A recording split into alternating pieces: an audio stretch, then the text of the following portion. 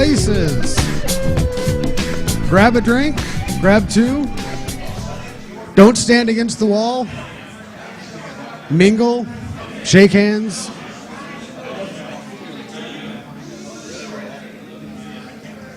Thank you, Dave. Thank you for coming out. All right, well, Pat Daly, come back to read some more.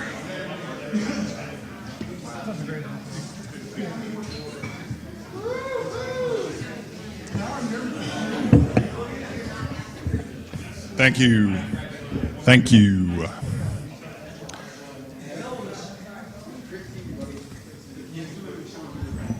Hello.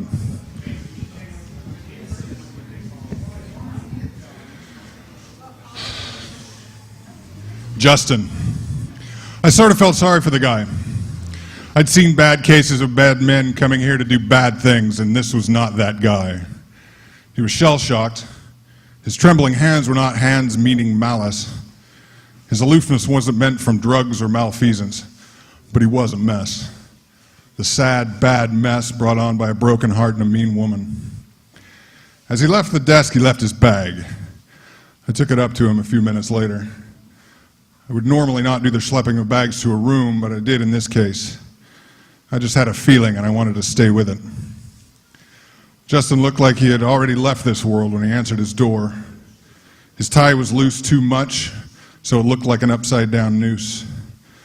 What was probably normally neatly slicked back hair was mussed like savage grass strands. His eyes were bruised from crying so hard, from deep within. I didn't ask him anything. An okay would have seemed shallow, and I knew the answer. She was with him, he said. What was I thinking? Jesus. It was one of those stories that bring decent men to places like this hotel, in this part of this kind of city. I know that story well. He was there in our home, he continued. His arm dropped hold of the door and he weakly turned inside, dying, sighing, staggering, slumping on the bed foot. Our darned home, he said. Darn her. So Justin was that kind of man.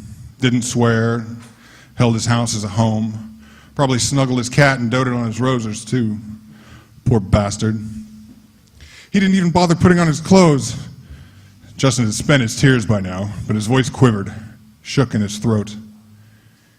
He looked up at me with eyes that meant to cry, his face contorted, brow so furrowed it was hurting me just looking at him. And she laughed. So this guy had come home to find his wife with another man, I'm thinking. Had a fit, and now here he is in Wretchville, like all the rest of us. Another weak link beat down. I was wrong. Justin's head dropped below his shoulders, his arms on his knees, hands cross-fingered. I fixed it though, he said. It won't happen again. I heard the chicken squawk of the police radios echoing through the stairs as the officers approached the room, and I just got out of the way. They took Justin away as quiet and as confused as he had come in. Turned out he had called the police and reported himself and his crime right after. They didn't mess around after the fire. 2 scorched bodies and arson in suburbia make the law take action. So Justin left the Golden Eagle Hotel dead to one world, dead to his next, but real in a sense.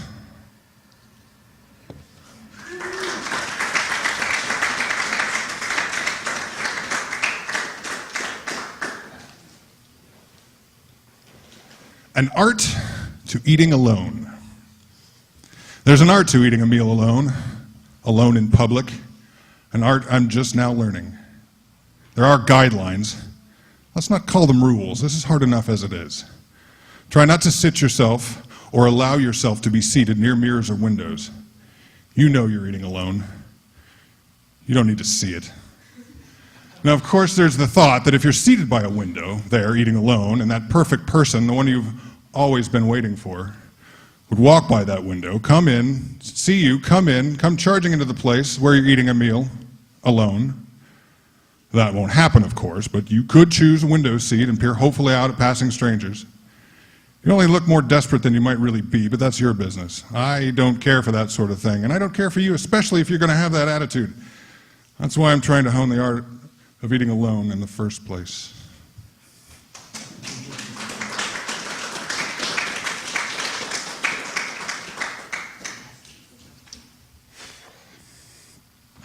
Do you stand out? How do you appear best? In silhouette or cards held to your breast? Is your profile going to last a while? How do you appear best? Is your mugshot caught in time? Nothing you did, not this time. Did you show us all there was? In a hazy portrait, shadow and fuzz? How do you appear best? On TV or in the press?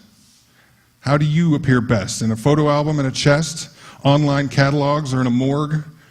How do you appear best? In my memory? Is that the test? A photo montage late at night? Do you stand out from the rest?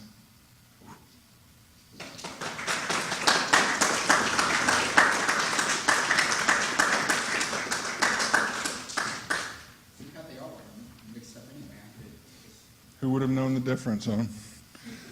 Sure as heck not me. Journeys.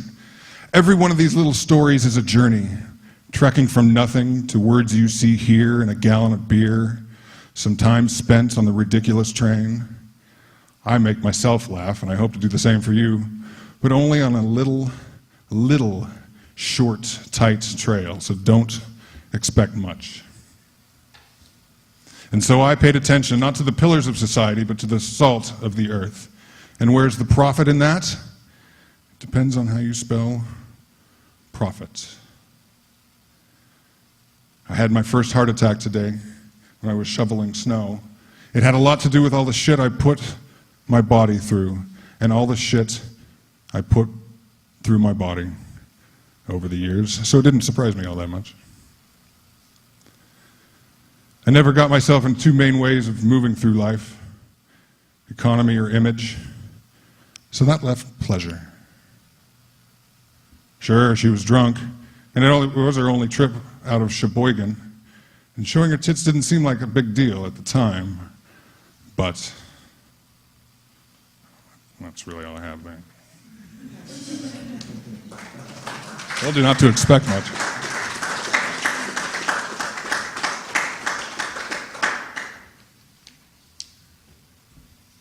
Turner Sportsman.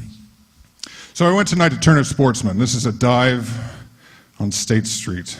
You familiar with Salem know this as Portland Road. It's the spillover, the dregs, where the lost and cast off go. I went in there and found a spot in the rightest part of the bar, on the far right. I got a Miller Lite, smoked a Marlboro or two.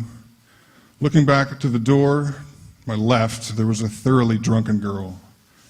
Maybe there was some narcotics involved there too. But she had legs clear up to her shoulders. I tried not to look. I stared straight ahead and even made note to the barkeep about a jug of LSD he had there, some sort of cleaning product. I kept looking at the girl with the legs, sideways down the bar. Her boyfriend saw this.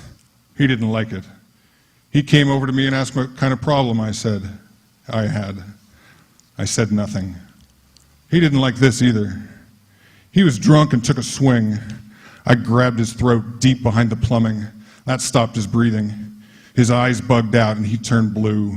I dropped him with a thrust and he fell. I grabbed a bar stool in one hand. That bar stool swooped and crashed on his head. Between pain and the bar, he died. All this and the girl and her long naked legs came home with me. But I don't want to talk about sensitive stuff.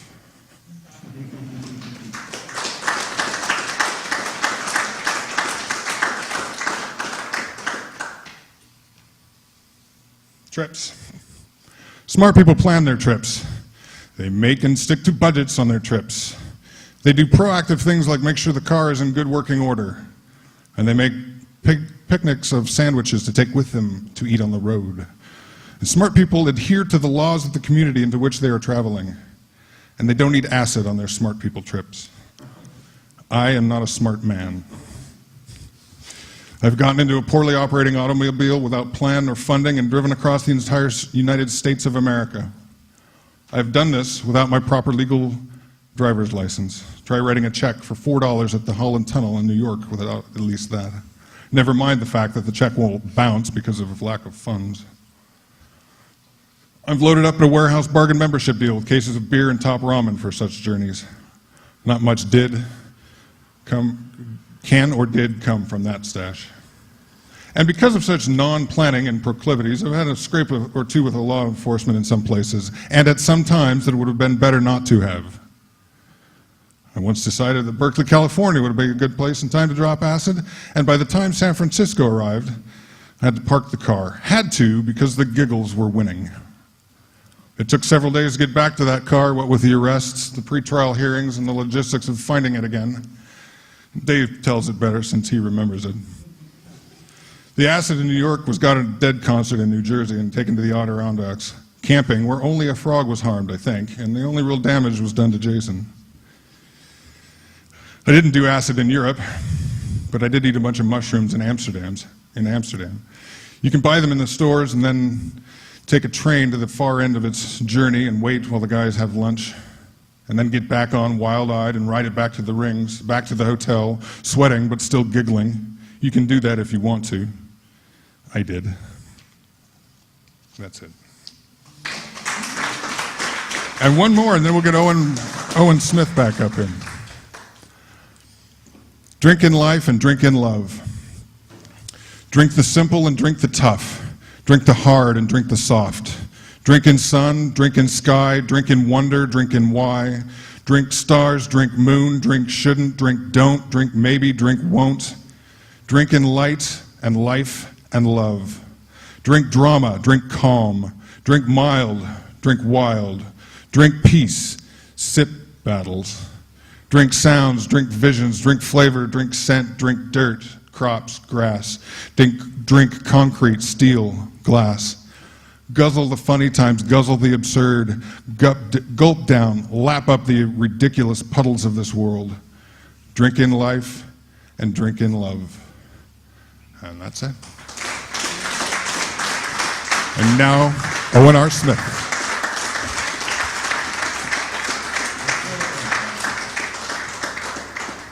Well, God, Pat, you're tall. All right, here we go. I just want to thank everybody for coming out again. It means everything to me to see all you out here. I don't know what to say other than that, so I'll start with a little poetry. It's called Number 4 with a Bullet. The number 4 bus strains muddily against the tide of traffic. A small fleet of bicyclists stream by like a school of fish in this black tar ocean. We on the bus hold on and sweat in silence. This poem is called Kids. These are all written, many of these are written on the same day. Kids, at what point did you think you had the right?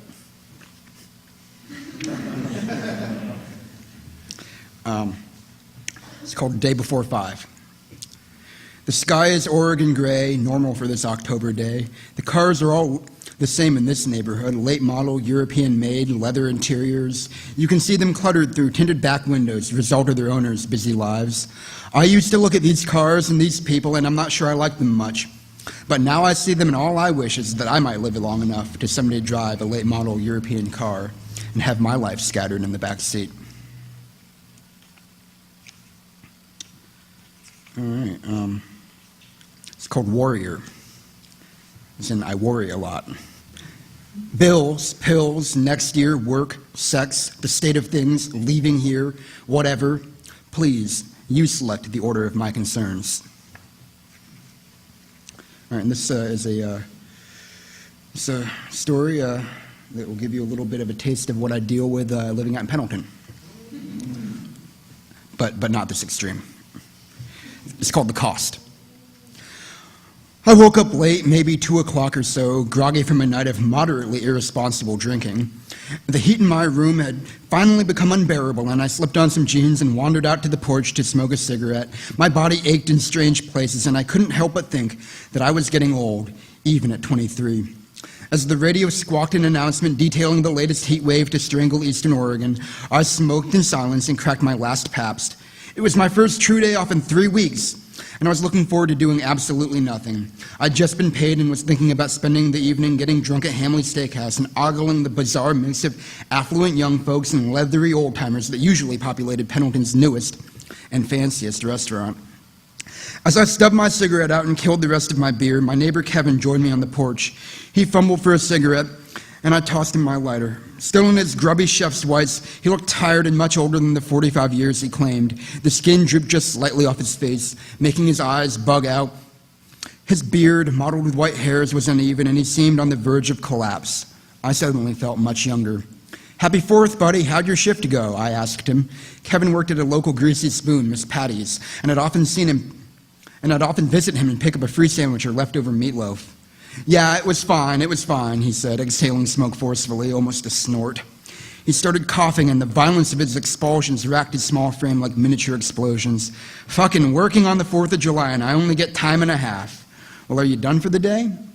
"Yeah, getting ready to do what else but cook some more." "Really? Where at?" I had just started working as a reporter at the local paper and found it impossible to resist peppering each of my new acquaintances with questions. "At my daughter's house." "Well, actually, it's my house, but she's living there with her fiancé," he said. Kevin had told me about his daughter, Lexi. She was, even in his own estimation, fat, stupid, and definitely white trash. So was her fiancé, a guy named Randy who had just finished serving a 6-month stint in the Eastern Oregonian Correctional Institution on meth charges. Still, they were family, and in this part of the state, that excuses a lot. "Well, right on. What are you guys going to cook?" I realized my stomach was rumbling and definitely unhappy that the first thing down the hatch today was cheap beer. "Well, that's the thing. We haven't gone to the store yet. You'd be welcome to come if you could give me a ride over there. We're going to buy some steak, ribs, whatever you want." "Yeah, I can probably come along," I said. I hadn't planned on doing much of anything, and I had a hard time turning down free food. I'm sure my dwindling bank account also played a factor. "Well, we'll need to head over to the house, pick them up, and head to Albertsons, if that's okay." Sure, just let me find a shirt and grab my keys." I ran upstairs and rooted around my room for a clean t-shirt. Finding none, I dug around my hamper blindly until I found something that smelled only slightly of stale cigarette smoke and wasn't completely pitted out. Perfect. It turned out the house was in the hills below Court Avenue, definitely one of the town's low-rent districts. Kevin instructed me to pull into the driveway of a particularly unfortunate house with a broken screen door, a rusting swing set in the front yard, encompassed by a waist-high chain-link fence. He walked in without knocking. As Kevin opened the door, a thunderous dose of rap music nearly deafened me. Lexi and her boyfriend were sprawled on the couch, playing a racing video game of some sort and bickering absent-mindedly. The fat from her gut protruded unpleasantly from underneath her shirt, and I suppressed a shudder. "Lexi, Randy, I'd like you to meet Tristan. He's my neighbor," Kevin shouted above the Little John song instructing us to get low for the millionth time. Scanning the room, Kevin found a remote and mashed its buttons until the music subsided. Good to meet both of you," I said, extending my hand to Lexi first and then Randy, rail-thin and wearing nothing more than a wife-beater and ripped, dirty jeans. I grimaced when Randy flashed me a smile. He was missing more than his share of teeth, and his breath, even from far away, was intolerable. Lexi said nothing but took my hand briefly. Randy paused the game and stood to greet me. "Nice to meet you, man. Do you want a beer? They're kind of warm." "All right," I replied and took a natty ice from the case sitting in the middle of the room. "Thanks." "Yeah, man, make yourself at home. Drink up." Turning to Kevin, Randy's eyes narrowed into barely concealed contempt. "So, are we going to the store soon? I'm fucking hungry as shit, dude." "Well, we would if you'd stop wasting your day getting boozed up and listening to this nigger music," Kevin snapped at him. "You know, all you do..." "Daddy!" Lexi hissed at Kevin, cutting him off before he could finish the thought. "Shut up! Can we just go?" "Yeah, so what can Daddy do for the two of you?" Kevin said, barely trying to hide his disgust. "I'm not fucking made of money, you know. I work for what I have." The situation was starting to reach the level of becoming truly bizarre, and I realized then, with some amount of regret, that I would have been much happier simply going to Hamley, soaking my liver in Pendleton whiskey, and then stumbling home at closing time. "Well, we can go to the store anytime you guys want," I said, trying to change the subject and avoid a scene. "Sure, that sounds fine," Kevin said, defeated. "Let's go, then." We piled into my sad '93 Legacy sedan and headed out. A thick cloud of smoke filled the car as all four of us lit cigarettes and Randy began passing around a pipe. I recognized the sticky sweep of weed just before he tossed it up front. Kevin passed, but at the bottom of the hill I took a hit and immediately felt calmer, and suddenly eager to throw some meat. Oh my God. Yes! It's from you.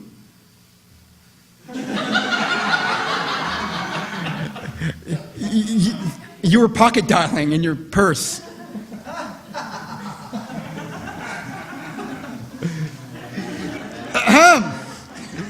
Well then, as I was saying, I was just getting high. So,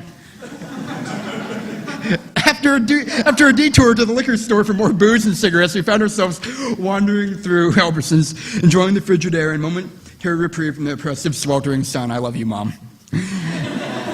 Can we get New York steaks? Lexi asked Kevin in a nasally whine that seemed to me the evolution of 21 years of manipulation. Whatever, just put it in the cart and no, I can't spend more than $70, Kevin said, picking up 3 bags of Doritos and some generic salsa that looked like it had been made in the 1980s. About an hour later, we made the trip back to the house and unloaded the haul, which included the New York steaks, a couple of racks of ribs, hamburger meat, and enough beer to placate everyone's delicate sensibilities. Kevin said about preparing the meat, and I sipped the beer and made awkward conversation with Lexi and Randy. Soon, some of Randy's buddies dropped by, and they started passing around a 2-foot-long glass bong. I took several rips and smiled. The heat didn't seem so bad now, and I was well on my way to being completely fucked up. I lit my 8th cigarette of the day and ambled into the kitchen to check on Kevin. He was in his element, trimming the meat and diligently working his way through the 18-pack of High Life he'd bought for himself. Looks great, I said, examining a particularly hefty New York steak. When do you think we'll be ready to eat? Oh, give or take 30 minutes. I just need to wait for the coals to get ready and we can throw this meat on, he said. Some of Alexi's friends arrived and they left with her to pick up more drugs or something, cigarettes maybe. Some big fuck named Jimmy stayed behind. He was friends with Randy and they sat in the living room playing that stupid video game, bullshitting and shouting at each other. When's that food gonna be ready? Randy hollered into the kitchen. I need some fucking food. It'll be ready when Lexi gets back, Kevin said. Calm the fuck down. Nah, man, I'm hungry now. Let's fucking go. We're gonna wait, drink another beer. Nah, dog, you're gonna put that meat on now. Randy stumbled into the kitchen, menace in his eyes. Well, fuck you, Randy, Kevin said. Ain't happening. Well, fuck you then, Kevin, Randy slurred. You're a dumb piece of shit, you know that? I'll fucking kill you, motherfucker. Hey now, Kevin said, just calm down and wait a couple of minutes. Nope, Randy said. I could see his eyes had become glassy, probably meth. You're gonna pay, you son of a bitch. Randy took a swing at Kevin and hit him square in the jaw. Fuck you, Kevin screamed, shoving Randy back into the living room. He punched Randy in the face, drawing blood. Randy howled as he realized one of his remaining teeth had punctured his lip. He grabbed Kevin's throat and started choking him. I was frozen. Dude, do something about your boy, I shouted at Randy's friend Jimmy. Nah, dude, just let them work it out, Jimmy said. He was high, too, and entranced by the violence. By now, Randy had gotten the upper hand. Kevin was no match, and Randy had opened a nasty gash above Kevin's eye. I briefly contemplated stepping into the kitchen, grabbing a knife, and ending the situation, but my career flashed before my eyes, and I thought better of it. I hate you, Randy practically sobbed as he continued to wail on Kevin. Just fucking calm down, I pleaded with him. Just back the fuck off. It was no use, and the two men continued to pummel each other for what seemed like hours. Now they were choking each other again. Kevin was getting desperate. I could tell he thought he was about to die. I didn't think he was that far off. With his last bit of strength, Kevin hoisted an enormous glass lamp that was sitting on a table near him and thrust it down on Randy's head. His neck made a sickening crunch, and blood trickled from his mouth. He looked dead. Kevin ran into his daughter's room and came back with a shotgun. What the fuck, I asked him. I think you fucking killed Randy, man. I think he's dead. Good fucking riddance, Kevin said quietly. He aimed the shotgun at Jimmy and unloaded a shot just above his head. Jimmy, I should kill you where you stand, you good-for-nothing piece of shit. Whoa, dude, you don't want to do that, I said. Jimmy just stood there, trembling. Randy hadn't died. He was starting to come to, moaning, trying to roll over. Hey, look, he's not dead. Let's just calm the fuck down. Kevin had other plans. He walked over to Randy, pumped the shotgun, and blew the top of his skull clean off. He unloaded another round into what was left of Randy's face. I threw up immediately, mostly beer. Get a grip, I told myself. Get a grip. Okay, that's it, man. You're fucked, Kevin, I said, wiping my mouth. You went from manslaughter to fucking murder. You just made me an accomplice. Don't worry about it, Kevin said, reloading the weapon. Just get yourself out of here. Hurry back before Lexi gets back. Do you really think I can just go home and forget this happened? It's too late for that, man. Holy shit, you killed Randy, Jimmy said. It was the first time he'd talked since the fight ended. Kevin aimed the gun at him. No, I said, stepping in front of the barrel. Fuck this. One death is enough, Kevin. You need to end this.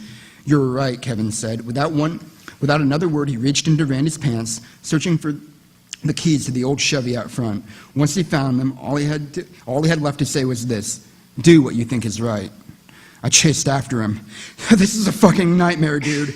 I screamed as he got in the S10. I'm gonna have to fucking call the police, you know that, right? Yeah, I know, Kevin said, smiling. He looked oddly serene. Okay, well, I'll give you 2 minutes. 30 seconds after Kevin pulled away, I dialed 911 and spent the next several hours explaining exactly what happened. It wasn't my fault, they said. I wasn't in trouble, they said. I called the paper and talked to my editor. He was nonplussed, but told me to take a day or two off to recover. During the next several weeks, I started to feel better. The police had failed to catch Kevin, which actually made me kind of glad in a weird way.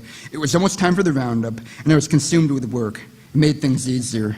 The ordeal had made the front page. I declined to be interviewed, but Jimmy was more than happy to talk, though most of what he said was incoherent. But it didn't matter. Roundup fever was in full swing, and rodeo coverage sells papers in Umatilla County. No one really gave a shit about some white trash dudes trying to kill each other, even if one of them had been successful. I never brought it up and tried to let myself concentrate on work and fighting the brutal heat with wine and beer. Sometimes I'd think about what those 2 shotgun blasts did to Randy's head, and I'd have to step outside to smoke a cigarette. One day, about a week after the rodeo started, I got a call. It was Kevin. I was in the car, driving to the grocery store. Steering with my knee, I fiddled with the radio knob and reached into my jeans for the phone. What the hell, Kevin, I hissed. Where are you? I can't say, he said, strangely calm. I just wanted to apologize to you. No one should ever have to see that sort of thing. That sort of thing? You mean the cold-blooded murder of a man whose neck you've just broken? Yeah, that. Well, Jesus, holy Christ, asshole. It's a little late for apologies. The police are all over me for hours afterward. And your daughter, Christ, how do you fucking think she dealt with it? In fact, Lexi had been admitted to the hospital for several days, after arriving on the scene just after Kevin had left. The paramedics had not yet arrived, and despite my best efforts to restrain her, she burst through the door and saw Randy's ruined head, and immediately vomited all over herself before fainting. I know, Kevin said. So what, you're on the lam now? How do you think you just live like that before the police get you, or you run out of money, your conscience finally catches up with you? Well, I'm not sure, okay? I don't know. Look, I'm hanging up now. I shouldn't even be talking to you right now. I understand that. Goodbye, Tristan. Without another word, he hung up. I wondered why he'd called, if it was simple guilt or something deeper. I lit a cigarette and turned the radio back on. A week later, I blew out of town and headed back to Portland. Every so often, I checked the paper's website for news of Kevin's capture, but I never saw another column inch on the incident. Enough people had paid the cost.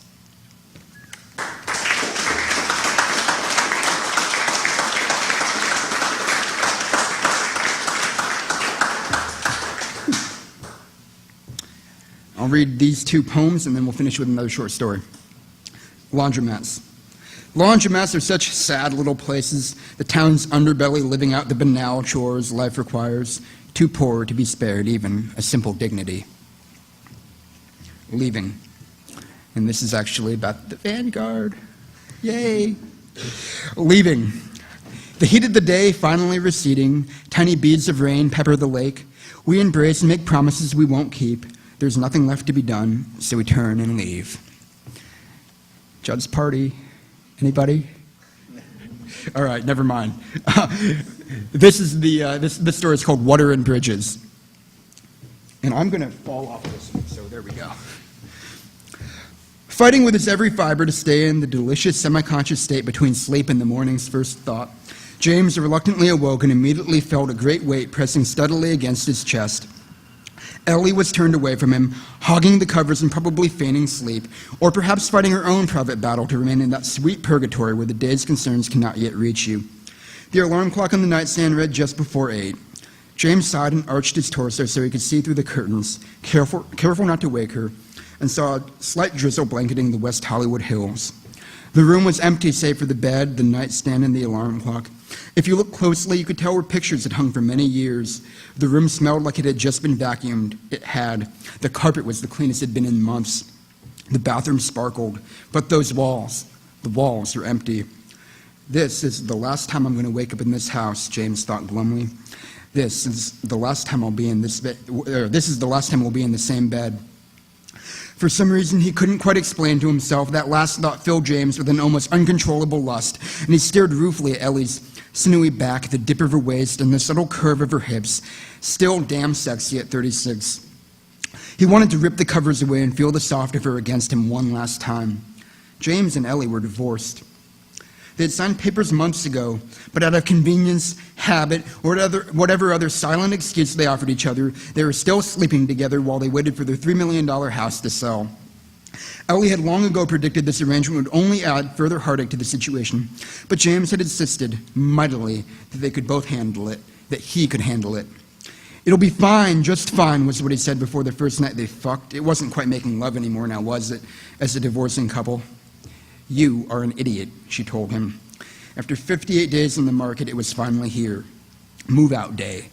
Ellie, organized to the point of obsession, spent weeks carefully separating, labeling, and neatly packaging all of their belongings into a scant 20 boxes stacked in the living room. She did it dutifully, sometimes remarking about this item or that, but there was only a touch of sadness and regret in her voice. James took her show of strength as a sign that she had truly moved on.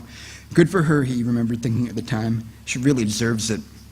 However, at some points it had been surprisingly difficult to figure out who got to keep what. They went 10 rounds over their extensive book collection and bickered miserably about the hundreds of LPs they'd bought together. In the end, neither of them was truly happy with the result, and each harbored a quiet, nagging feeling that their former spouse was getting the better deal. The furniture, save for the bed and the dining room table and chairs, had already been split up and shipped to their new homes, a downtown high-rise condominium in Philadelphia for Ellie, a quaint place near the river in Vancouver, BC for James. All that was left in their home they had shared for 11 years were those boxes and Lucy, their 7-year-old pug. The corpulent little blob waddled into the room, and James reached down and scooped her up.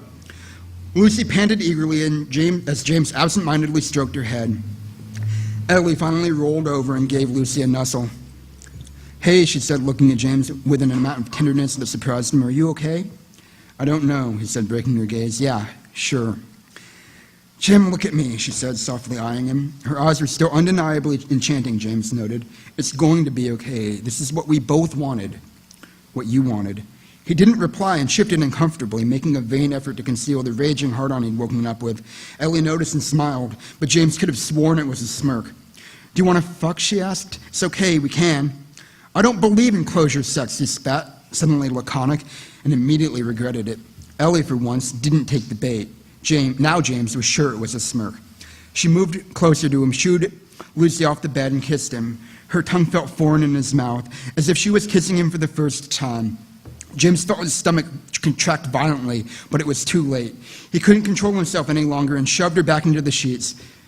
He examined Ellie's naked form, trying to soak in every detail as their bodies connected one last time. She was as attractive as when they first met 13 years ago. As they kissed, James' breath caught in his chest, and he suddenly felt more vulnerable than he had in years. He wanted to savor every moment of their lovemaking, but it was over far too quickly, and soon they lay apart, smoking cigarettes.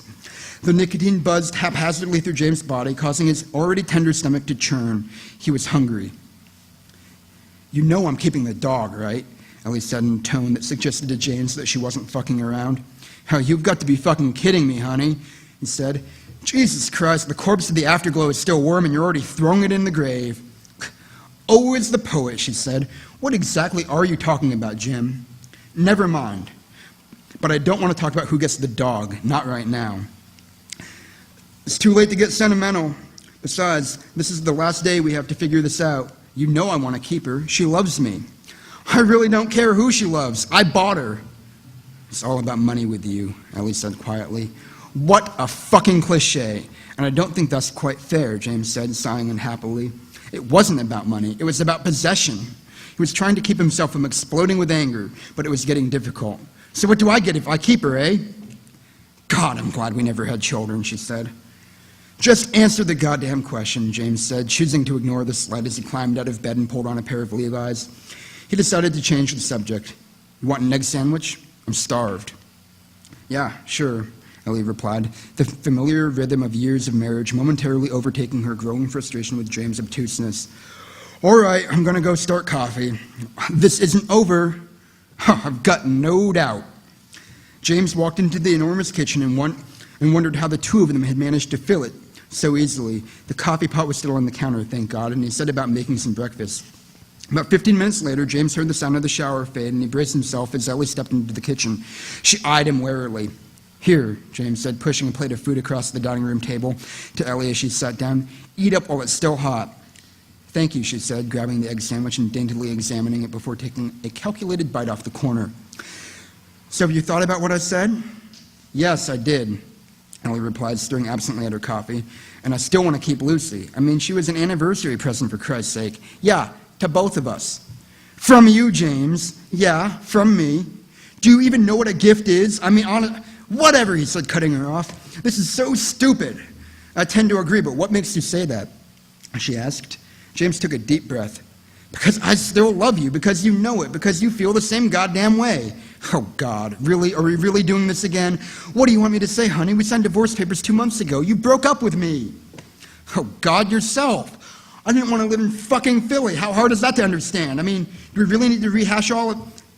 "Apparently, yeah, you do," Ellie said, and looked at her now ex-husband with an amount of pity that turned his stomach. Maybe it wasn't pity. Maybe it really was regret. Maybe pity would be better. "It's a good job. It's a nice city. You could have been happy there. You could have at least been happy for me," she said. "I am happy for you. Fuck's sake, I only told you that about 3,000 times. But this city is our home." "No," she said, "it's your home. It always has been your home. Jim, you were born 15 miles from here. I don't even know why you're leaving. You could have kept the house if you wanted. Do you really think I want to live here by myself with the ghost of you and me?" "God, you're being a dick. I don't see what your problem is," she said. "I'm angry." "And do you think I'm not? Since when did you start enjoying playing the victim, Jimmy?" James, who didn't like being called Jimmy and let no one do it except for Ellie, threw his hands in the air in disgust. He hated that he couldn't articulate himself. He hated that he couldn't tell her to just shut the fuck up for once. "You know what, sweetheart, you're right. I've got no fucking clue," he said, resigned to losing another fight. "And maybe you should tell me what the hell I should be thinking right now." "Christ, James, calm yourself down before you become the second youngest person in your family to have a heart attack." "Maybe..." Ellie trailed off, seemingly uneager to finish her thought. "Maybe what?" "Maybe I don't like being the strong one all the time," she said. "Maybe I wish that you would have said you'd leave this godforsaken city. For me. Maybe I still love you too, you fucking moron." She started to sob. It was quiet at first until her entire body was racked with the physical manifestation of a year of misery. James felt his throat clamp. The sight of Ellie crying had always brought reluctant tears to his eyes. Seeing women cry had always destroyed him. He moved to hug her, drawing her close as she moaned unintelligible recriminations. "Hey now," he said, ineffectual. "Hey now, you can keep Lucy if you really want." "Really?" she asked as she sniffed, trying to regain control. "Sure, why not?" he said. God damn it, there's a typo. That pisses me off. "Sure, why not?" he said. "She hates me anyhow. I'd forget to feed her and she'd starve to death or something. Then I'd have to deal with PETA, and you know how I hate them." "Ha!" Ellie blew her nose, finally composed. "Okay, well, thank you, James. I appreciate it. I know. Look, can we not make a big deal about this? What's done is done, all of it." They sat at the table where they had shared so many happy memories in the past 13 years. James took a couple of deep breaths and tried to collect his thoughts. Ellie's eyes were red from her tears, and she suddenly seemed much older. James imagined he appeared the same way. "I'm not sure what to say," James said. "I feel like I'm being torn inside out." "This isn't Hollywood," she replied. "There's no such thing as a fairy tale ending." "But this is Hollywood," he said quietly, with as much humor as he could muster. They laughed, and for a moment the tension was gone. "Yeah, it is," Ellie said ruefully. "It really is." "Do you ever think we'll be okay?" James asked. "I'm sure we'll both be fine. You're going to love your new place. Vancouver is very progressive. You'll fit right in. Just don't tell anybody you're from California." "No, I mean us. Someday we're going to stop talking much, and then I'll see you've changed your Facebook status from it's complicated to single, or even worse, in a relationship with so-and-so, and I'm not sure what I'll do then. You'll do what you always do. You'll grouse to yourself, make a joke, probably drink a few too many beers one night. You'll be fine." James wished he believed her. "And what about you, Ellie?" Ellie paused and ran her hand through her mane of shiny curls. I'll be fine. Lucy will keep me company, and my parents are only a couple of hours away. Things will seem like normal for both of us before too long." That sentiment saddened James. He'd been counting on feeling miserable for a long time, but he knew Ellie was right. Time doesn't heal, but it sure as hell numbs. Okay, time to be a big boy. If not for her, then for himself. Okay, sweetheart, okay. I guess we should get a move on. This day's going to be hell without us being late. Ellie nodded and moved toward him. They hugged each other tightly and kissed, tender, long, and final. It was all water and bridges now. In the corner, Lucy panted, sound asleep.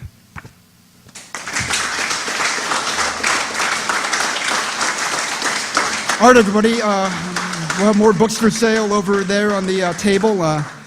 Thanks for coming. Like I say, it's a great turnout. I really appreciate it. Thanks a lot.